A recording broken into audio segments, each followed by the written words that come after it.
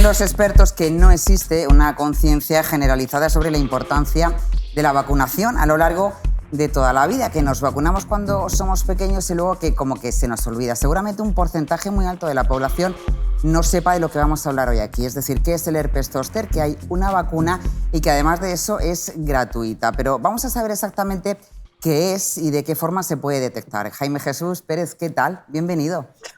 Hola, buenas tardes, ¿qué tal? Encantado de estar aquí con vosotros. Jaime Jesús sabe mucho sobre muchísimas cosas, seguro que ustedes saben perfectamente quién es, pero además si queremos que recalques, Jaime Jesús, la importancia de las enfermedades infecciosas y principalmente cuáles son los grupos de riesgo. Grupos de riesgo es, para que nos entendamos, estamos hablando de lo que ahora con el COVID se ha llamado personas vulnerables.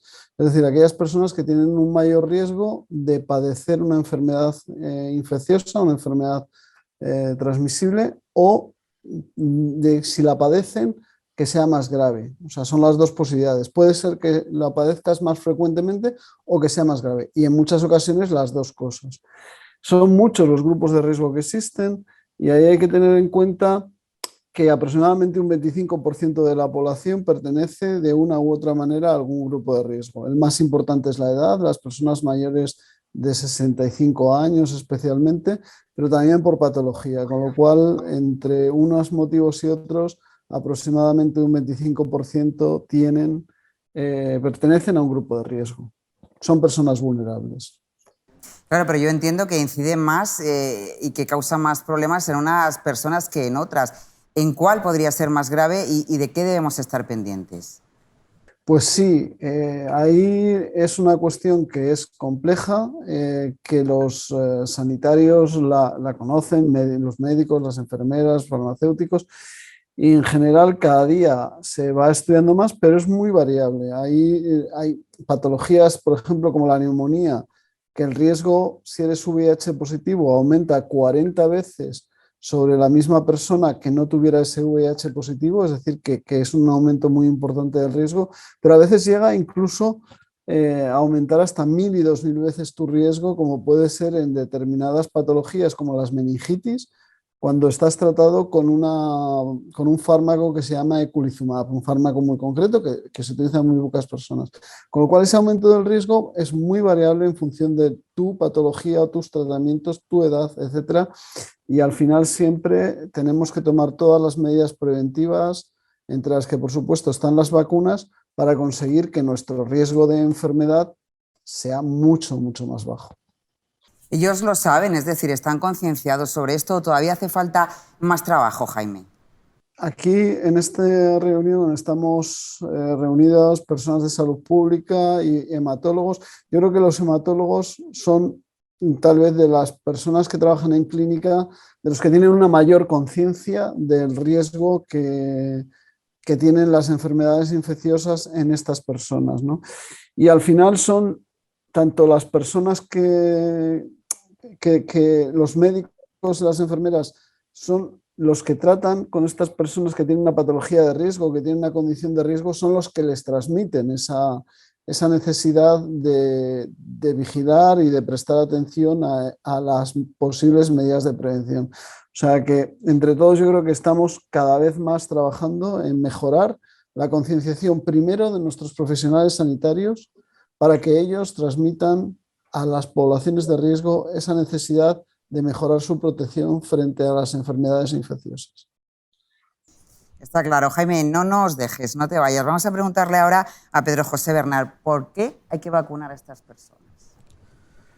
Buenas tardes. Pues mira, primero, para padecer el herpes zóster, primero hay que haber padecido la varicela. El 90% aproximadamente de la población ha padecido la varicela durante su vida. El virus de la varicela se queda acantado como dormido en las raíces nerviosas de la médula y en un momento determinado, bien porque por la edad tienen una inmunosenescencia o bien porque tienen algún problema de inmunodepresión, se manifiesta de nuevo el virus y les produce el herpes zóster. De tal manera que aproximadamente se concentra el padecimiento de herpes zóster, 2/3 de del padecimiento en mayores de 50 años o personas inmunodeprimidas. Es decir, que todos aquellos mayores de 50 años que tengan problemas de salud, que estén inmunodeprimidos, por ejemplo, ¿deberían vacunarse de forma automática o hay que cumplir algún requisito más? En principio, a partir de los 50 años hablamos ya de inmunosenescencia, pero hay problemas de inmunidad e inmunodepresiones que desde los 18 años ya se manifiestan. Es decir, que no solo al tener 50 años ya eres candidato a vacunarte. Se sabe que a partir de los 50 años empiezas a tener ya un envejecimiento del sistema inmunitario, pero a lo largo de la edad se va agravando. Y yo creo que la edad más propicia para empezar a plantearnos una vacunación a nivel poblacional podría estar en torno a los 65 años. En torno a los 65, pero claro, quien nos esté viendo dirá, bueno, yo tengo 50 y tantos y mi hermana o una amiga tiene otros 50 y tantos. A lo mejor ya es gente mayor, ¿no? De una edad considerable. ¿Por qué nos tenemos que vacunar las dos o ninguna de las dos o una de las dos? ¿Qué posibilidades tenemos? ¿Ella tiene más que yo tengo más que ella? Bueno, estamos hablando de incidencias y de tasas con respecto a una edad o a otra. Hay más posibilidades que aparezca a los 65 que no a los 50. Hay más posibilidades que aparezca en una persona de 18 años inmunodeprimida que incluso en una persona sana a los 50 años. Entonces, hay que establecer siempre un corte de edad en el que tú piensas que el acto que vas a hacer, y en este caso la vacunación, va a ser más eficiente. Entonces, si hablamos de inmunodeficientes, hablamos a partir de los 18 años, que es cuando está indicada la vacunación, pero si hablamos ya de inmunosenescencia, tendríamos que hablar sobre todo a partir de los 65 años. Vamos a hablar, ahora seguiremos con este asunto, pero vamos a hablar también con los hematólogos. Jorge Montserrat, ¿qué tal? Buenas tardes, Tati. Muchas gracias. Que una persona con estas características, es decir, que pertenece a uno de los grupos de riesgo de los que estamos hablando, adquiera una enfermedad infecciosa como el herpes zóster, ¿qué le puede ocurrir? ¿Cuál es su condición? ¿Cuál es la profilaxis? Claro. En el caso en concreto que nos ocupa, tanto Inmaculada como a mí, que participamos en un estudio para precisamente probar y testar la eficacia de esta vacuna en concreto en pacientes muy específicos, pacientes con enfermedades hematológicas que tienen un grado de inmunosupresión muy elevado porque además están trasplantados de médula. Es un tratamiento todavía más agresivo y un poco subrayando lo que decía José, que es un tipo de inmunodepresión mucho mayor, ¿no? ¿Qué supone para ellos? Primero supone herpes zóster más extensos. El herpes zóster se manifiesta como una especie de agrupo, como un grupito, una acumulación de manchas en la piel que característicamente son muy dolorosas, es una especie de dolor, picor, quemazón, que puede ser muy desagradable. Y en estos pacientes que están muy inmunodeprimidos tienen mayor entidad, mayor extensión, incluso tienen mayor riesgo de diseminación. No solamente se pueden quedar en la piel, sino que pueden pasar a zonas interiores como zonas viscerales, en los intestinos, afectar al hígado. Es decir, estos pacientes, por su menor capacidad, digamos, de defenderse frente a las infecciones, sufren una infección que puede tener una persona, digamos, sana, pero que por la edad padece la enfermedad, pero de forma mucho más agresiva. ¿Qué puede suponer, aparte de que sea más agresiva la enfermedad? Pues que sea más difícil de tratar porque la respuesta a los antivirales que utilizamos sea, digamos, menos eficaz y, de hecho, en personas sanas no queda clara la indicación de tratar con antivirales porque el zóster suele ser autolimitado. Pero además, digamos que no solamente es la gravedad y la extensión, sino las posibles secuelas. ¿Qué son esas secuelas? Característicamente, una de las secuelas más importantes es la neuralgia posherpética. Es una sensación que, después de curada las manchas en la piel, las vesículas que produce, el paciente, precisamente, como explicaba José, que viene de los nervios, que el virus se queda como escondido, dormido en los nervios, y cuando se reactiva, a través de esos nervios llega a la piel, los inflama, e incluso después de curadas esas lesiones, además de unas manchitas en la piel, que seguro que alguien de nuestros telespectadores ha visto a alguien que tiene una zona de piel como más clarita, en la secuela del zóster, esa zona queda con un dolor crónico que a veces es muy, muy limitante y puede durar semanas, meses, incluso años después. ¿Estamos hablando de un dolor muy agudo?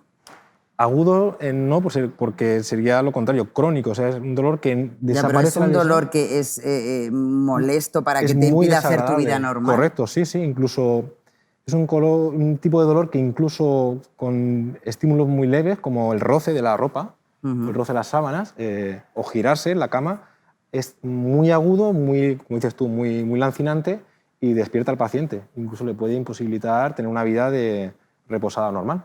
Por cierto, que me contaba Jorge, antes de empezar, que para la gente mayor, o bueno, menos mayor, vamos a dejarlo así, esto se conocía como la culebrilla y la gente iba a los curanderos a que se lo quitaba y le tachaban las manchas con un bolígrafo como diciendo, ala, esta ya está, arreglada. Sí, como que rezaban para que esa especie como de mal, decían, mal o demonio, desapareciera del cuerpo. Y una cosa curiosa es que las lesiones del herpes zóster suelen tener una distribución, digamos, en media parte del cuerpo, que es en la zona que ese nervio que ha traído el virus inerva, ¿no? O coge la sensibilidad, y es como un cinturón, como una manchita que solamente aparece en la mitad del cuerpo. Y se decía antiguamente que si esa mancha se extendía y daba toda la vuelta, sí, ¿no? Como un cinturón completo, se acabó. Te mataba. Era una especie como de leyenda que había.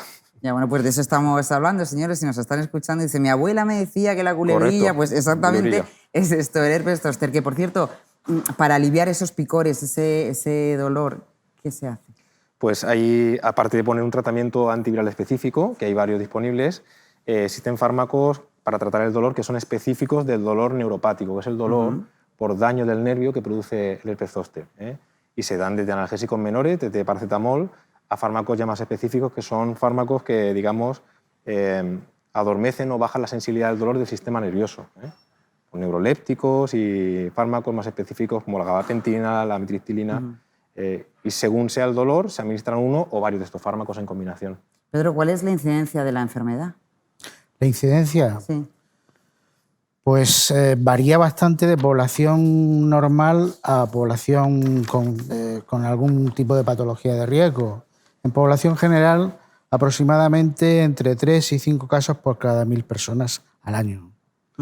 Pero en mayores de 65 años puede pasar a ser superior a 7 por cada 1000 personas al año. Eso en población normal. Si ya hablamos de riesgo en población que tenga alguna patología, pues ya es más variado. Y te lo voy a especificar porque los números siempre son más desagradables, pero fíjate, en receptores de trasplante de progenitores, lo que mencionaba antes Jorge, el trasplante de médula, 160 casos por cada 1000 personas al año. En receptores de trasplante de órganos sólidos, entre 27 y 55 por cada 1000 personas al año. En VIH, prácticamente 30 por cada 1000 personas al año.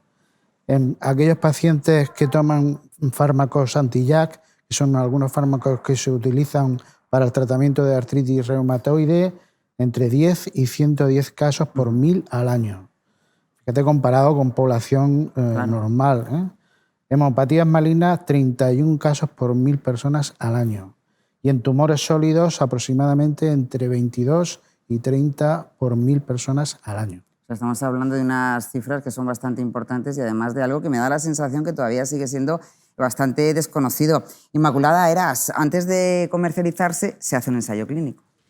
Claro, los ensayos clínicos es una de las formas más relevantes para avanzar en medicina. Es decir, no una empresa tiene un fármaco y lo empieza a usar indiscriminadamente. Eso no puede ser. La manera de avanzar normalmente suele ser comparar un fármaco que tiene una determinada eficacia con el nuevo fármaco, el que se va a ensayar.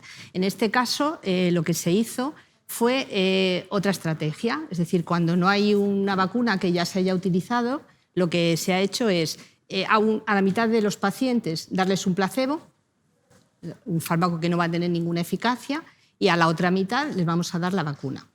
Eso fue lo que se hizo en el ensayo. Entraron aproximadamente 1.800 pacientes, en cada rama unos 900 pacientes, con la intención de intentar demostrar a toda costa. ¿Esos pacientes tenían un perfil determinado? Sí, eran pacientes sometidos a trasplante de médula ósea autólogo. ¿Mujeres, hombres, edad? Pues vamos a ver, habría de todo, ¿vale? Porque eso no me parece que sea algo relevante. Lo que marcaba que entrara en el ensayo es que fueran pacientes que se hubieran sometido a un trasplante autólogo de médula ósea. La patología de base, fundamentalmente, pues mielomas y linfomas, ¿vale? Entonces, fue un estudio multicéntrico internacional, participaron 28 países, 167 hospitales, intentando pues, que estuviera muy bien representado distintos tipos de población. Y lo que se consiguió fue demostrar pues, que efectivamente la incidencia que hubo de herpes zóster, como se acaba de comentar, bajó muchísimo en la rama que recibe la vacuna. Los pacientes que reciben la vacuna, la incidencia por 1000 habitantes año fue de 30, mientras que en la rama que reciben el placebo fue de 94. Es decir, una disminución muy relevante de la infección. Por otra parte, bueno, en los ensayos no solo se mira la eficacia, sino que también se mira la toxicidad. Puede ser que un fármaco sea muy eficaz, pero también tenga efectos secundarios que sean exagerados o incluso inaceptables. Y no fue lo que pasó. Es decir, la mayoría de las reacciones de la vacuna fueron reacciones a nivel local, a nivel cutáneo, ¿vale? O sea que por una parte el ensayo demostró la eficacia, ¿vale?, para prevenir esta importante infección en los pacientes hematológicos, y por otra parte también fue segura. ¿Hay más ensayos en los que estéis trabajando, alguno de los dos en estos momentos, o habéis trabajado? Pues, o sea, por supuesto que ensayos en general sí, pero vamos, en el ahora, campo de las vacunas, sí. en el campo de las vacunas, nosotros hemos participado hace años en otra vacuna para prevenir otro tipo de infección vírica que también es muy relevante en los pacientes trasplantados, que es frente a un virus quizás menos conocido para la población general, que se llama citomegalovirus. Es un virus que produce una grave infección después del trasplante halogénico, cuando se utiliza un hermano o un donante no familiar, y que en los 60 años o casi 70 años que lleva la historia del trasplante halogénico, pues era responsable de la mortalidad, una mortalidad muy importante en este tipo de pacientes. Entonces, se han ido ideando diferentes estrategias para intentar que este virus no produzca complicaciones ni muertes de los pacientes, y una de ellas es utilizar una vacuna, ¿vale? Pues desgraciadamente este también fue un ensayo internacional en el que entraron como 500 pacientes y la vacuna no fue exitosa, o sea, no demostró ser mejor que el placebo. O sea que no ha servido ese ensayo para demostrar lo que se pretendía. No, pero eso está muy bien, porque yo recuerdo que durante toda esta pandemia había muchísima preocupación en la calle y de la gente pues normal, los que no somos expertos y no conocemos todo esto al detalle. No, es que se ha ensayado poco tiempo, es que no se ha probado, es que nos da miedo. Pues, es decir, que es un sistema seguro y hasta que eso no está plenamente comprobado no se le pone a nadie. Que eso yo creo que es algo que todavía no entendemos. De hecho, totalmente de acuerdo con todo lo que ha dicho Inma, y además esta vacuna tiene unas peculiaridades que no solamente ha demostrado que disminuye la incidencia del herpes zóster, sino que disminuye la incidencia y frecuencia de neuropatía posherpética, que es la complicación más frecuente. También disminuye la frecuencia de otras complicaciones distintas, como son la neumonitis, la hepatitis, complicaciones oculares, y además disminuye incluso el ingreso de los pacientes por el herpes zóster. Es decir, esta vacuna fue muy eficaz en el objetivo de ver que disminuía la incidencia y severidad del herpes zóster, pero además era muy segura porque los efectos secundarios fueron, digamos, como ha dicho ya, a nivel local, de típico dolor o quemazón en la zona, o sensación de cefalea, mialgia, cansancio, y las, digamos, eventos adversos graves que se vieron en los pacientes que estaban incluso en el estudio, por la frecuencia era tan rara, parecían tan pocos que no se podía saber si era por efecto de la vacuna o porque tocaba que pasara ahí, ¿no? Porque eran realmente muy bajas los eventos graves, ¿no? Entonces se demostraba al mismo tiempo las dos cosas, ¿no? Que era eficaz y seguro. Bueno, pues ya tenemos la vacuna, Matilde Zornoza, y ahora hay que ponerla. ¿Qué hacemos? Ahora hay que ponerla y ahora hay que diseñar la estrategia en cada sitio. La ponencia de vacunas a nivel nacional es quien emite el documento de recomendaciones que posteriormente aprueba la Comisión de Salud Pública.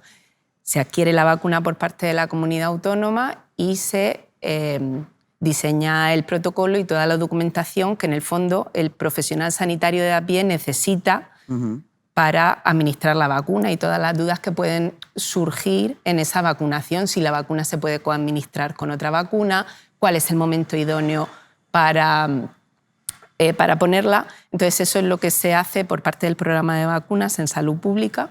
Se diseñó el protocolo, la infografía, se le da difusión a través de los profesionales sanitarios y bueno, también el que la persona y los profesionales sepan cómo solicitar la vacunación, porque, vale, sabemos cuáles son los grupos de riesgo, pero ¿cómo captamos a esas personas para que se vacunen? Entonces tenemos distintas vías. La misma persona puede solicitar la vacunación, puede ponerse en contacto o con el programa de vacunaciones o con Salud Pública de Cartagena o con Salud Pública de Lorca, que son las 3 opciones que hay, a través de los distintos correos electrónicos como persona individual, y aporta un informe médico actualizado en el que justifique pues, ese trasplante de médula, ese tratamiento inmunosupresor que lleva, que hace que se recomiende no solamente esta vacuna, porque desde cualquiera de las 3 partes de salud pública se valora no solamente la patología o el tratamiento que lleva el paciente para recomendar esta vacuna, sino se hace una revisión de las vacunas que lleva y qué otras vacunas por su condición de riesgo están indicadas.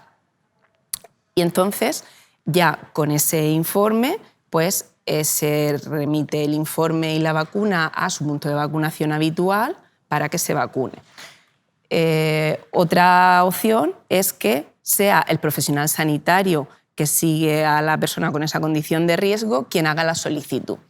Seguramente eso sea, no lo sé, eso sea lo más normal, es decir, a mí y probablemente a gente que tenga alguna patología o alguno de los casos que estáis contando, no se le ocurre decir, así porque sí, me voy a vacunar yo del herpes zóster. Claro, te lo tiene que decir tu médico y te tiene que decir por qué y qué riesgo tienes si no lo haces y si es aconsejable que en tu estado eso sea. Claro, lo más habitual es que sea el profesional sanitario quien hace la solicitud, pero es verdad que hay gente que a través de pues eso, divulgación de que esta vacuna existe, conoce la vacuna y entonces es verdad que la gente a raíz de la vacunación COVID ha conocido las vías de comunicación con salud pública y de vez en cuando hay personas que son ellas como persona individual quien escribe y se pone en contacto con nosotros para solicitar la vacunación. No es lo habitual, pero en ocasiones pasa. La forma más habitual es que efectivamente el profesional sanitario, tanto de primaria como de especializada, que sigue a la persona, puede ser el médico o puede ser el profesional de enfermería,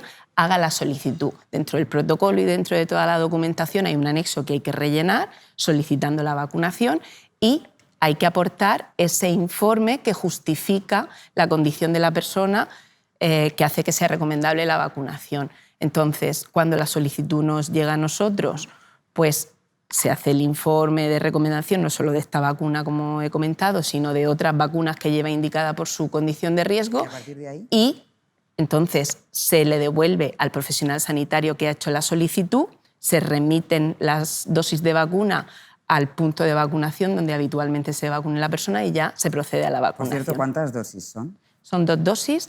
¿Con un intervalo de qué tiempo? Habitualmente con un intervalo de 2 meses, pero bueno, sí que es verdad que en determinadas condiciones se puede adelantar la vacunación hasta el intervalo mínimo, son 4 días antes de las 4 semanas entre la primera y la segunda dosis, y lo ideal es que sea una segunda dosis a los 2 meses, pero podría retrasarse. También dentro de esas cosas que necesita saber el profesional es que en función hay personas que llevan tratamientos inmunosupresores que hay que ver cuál es el momento ideal para vacunar a las personas. Entonces, en función de eso es cuando se intenta organizar la vacunación.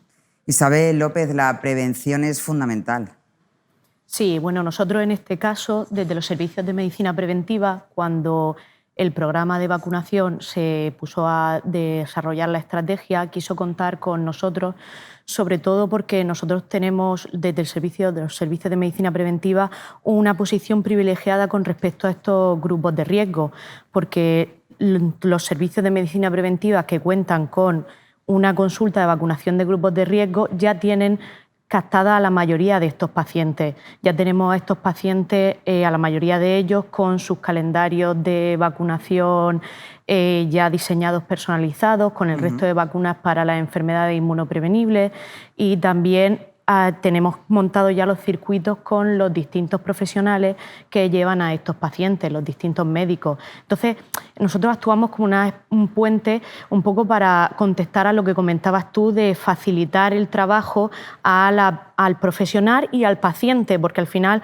desde el Servicio Murciano de Salud también hacemos una actitud activa de captación de estos pacientes y dejamos un poco la responsabilidad individual del paciente más a un lado para que seamos nosotros los que nos acerquemos y acerquemos las vacunas, no solo al paciente, sino también a los profesionales que van a recomendar esas vacunas, que son los que van a estar en contacto directo con esos pacientes, porque a mí y a mis compañeros nos van a llegar ya los pacientes que han sido derivados y vamos a comentarles las nuevas vacunas que llegan. Con esa relación de confianza que ya tenemos, vamos a hablarles de las vacunas, del beneficio e introducirlas en las vacunas que ya están recomendadas, pero son sus propios médicos que son los que van a captar a esos pacientes más reticentes que llevan de manera diaria, los que nos van a aportar también la información que nosotros tenemos que tener en cuenta sobre el tratamiento que llevan, las dosis que llevan, las pautas que llevan de esos tratamientos, los periodos de descanso que tienen, por ejemplo, en quimioterapia. Gente, perdóname, que está muy medicada. Entonces, sí, la gente mayor que está muy medicada tiene mucho miedo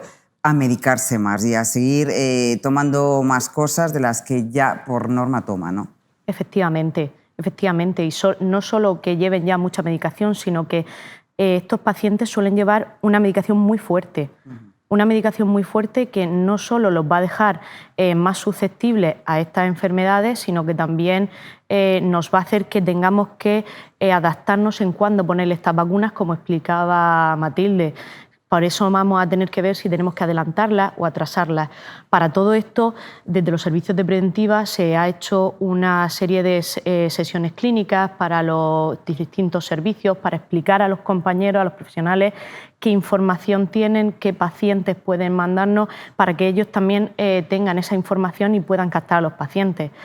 Y que también, efectivamente, los pacientes que lleguen solicitando esa vacuna, pues que sus propios médicos sepan qué circuito diferirlos, que simplemente tienen que derivarlo a las consultas de medicina preventiva y nosotros ya le añadimos esa vacuna a sus calendarios, además de las otras vacunas que necesitarán. Me tranquiliza mucho, escucharos a todos en general, pero a ti lo que estás diciendo en particular, porque sí es cierto que da la sensación de que el paciente, esa persona que en esas circunstancias todos somos muy vulnerables, pues está perfectamente arropado.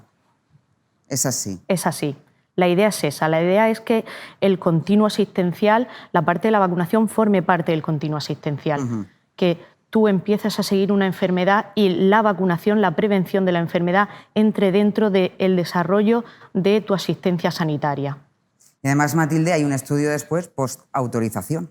Sí, efectivamente, los medicamentos de reciente comercialización, o en este caso la vacuna de reciente comercialización, son medicamentos en seguimiento adicional. Y pues en esa continuación de la investigación en la región de Murcia, pues desde el Servicio de Prevención y Protección de la Salud hemos querido comenzar un estudio posautorización para ver efectivamente esos efectos adversos relacionados con la vacuna que se han descrito en los ensayos clínicos una vez que aumenta el número de personas vacunadas, ¿qué vemos? ¿Qué efectos adversos aparecen? ¿Qué tratamientos precisan para paliar esos efectos adversos que aparecen? Y se ha presentado hoy mismo al Comité de Ética para que apruebe el inicio del estudio y entre el programa de vacunas, los distintos servicios de medicina preventiva que tienen consulta de vacunas y el punto de vacunación de servicios municipales del Ayuntamiento de Murcia, cuando lo aprueben, llevaremos a cabo el estudio. Se dilata todo mucho en el tiempo porque, claro, estáis hablando de protocolos, de procesos que son importantísimos y que hay que hacerlos. Pero yo no sé si esto os desespera en algún momento porque la burocracia y todo lo que hay que hacer dilata mucho el trabajo. A cualquiera de vosotros. Bueno, pero en el fondo, aunque lo dilate, yo creo que lo que comentabas tú antes, para la persona, el ver que hay una serie de filtros que tiene que pasar todo para que tenga lugar, que no es algo que, bueno, lo hacemos, no, es que esto tiene que pasar por aquí, por aquí, por aquí, y tiene que tener una aprobación previa de un comité de ética. Claro. Todo eso debe generar una seguridad. Al final, lo que parece burocracia es ciencia. Y son pasos para que la ciencia sea segura y que transmitamos esa seguridad a las personas a pie de calle.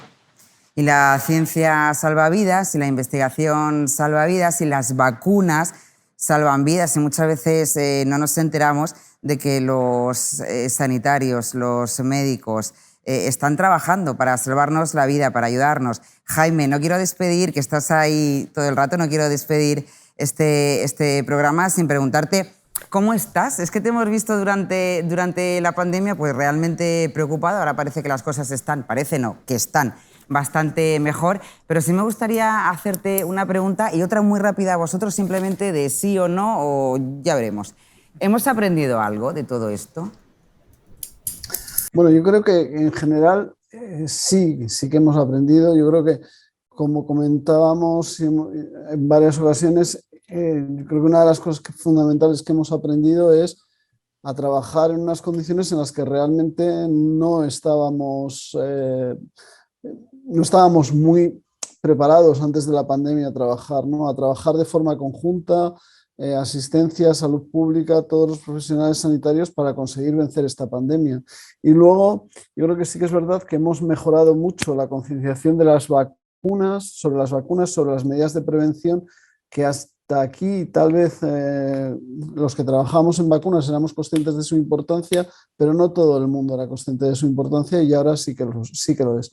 Y bueno, la verdad es que como anécdota, comentar que a raíz de la pandemia la palabra vacuna el año pasado fue la palabra del diccionario, fue la palabra del año nominada por la Real Academia de la Lengua, y la palabra vacunología, que no estaba incluida en el diccionario de la RAE, ya está incluida en el diccionario de la RAE gracias precisamente a las gestiones que se han hecho desde Murcia. O sea que podemos estar muy contentos de ello. Que sí, Pedro, rápidamente. Te preguntaba, ¿hemos aprendido algo? Sí, yo creo que sí. Aparte de los profesionales, yo creo que también la población ha visualizado más la importancia de la vacunación, y un dato muy importante es que la cobertura de vacunación antigripal este año ha sido con diferencia la más alta que yo he conocido en los años que llevo dedicado a esto. Jorge.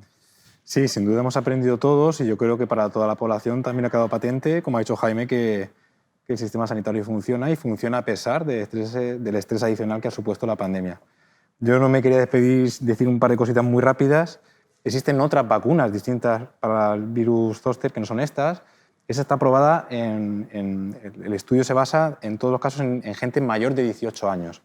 Y esta vacuna no es una vacuna que contenga el virus completo. Tiene un fragmento muy pequeño del virus, es una glicoproteína, que bueno, se asocia a otra sustancia que lo hace como más llamativo, como para que el sistema inmune se fije más en esta parte de pequeñita del virus, con lo cual en ningún caso contagia la enfermedad la vacuna. La vacuna es un fragmento muy pequeño de claro.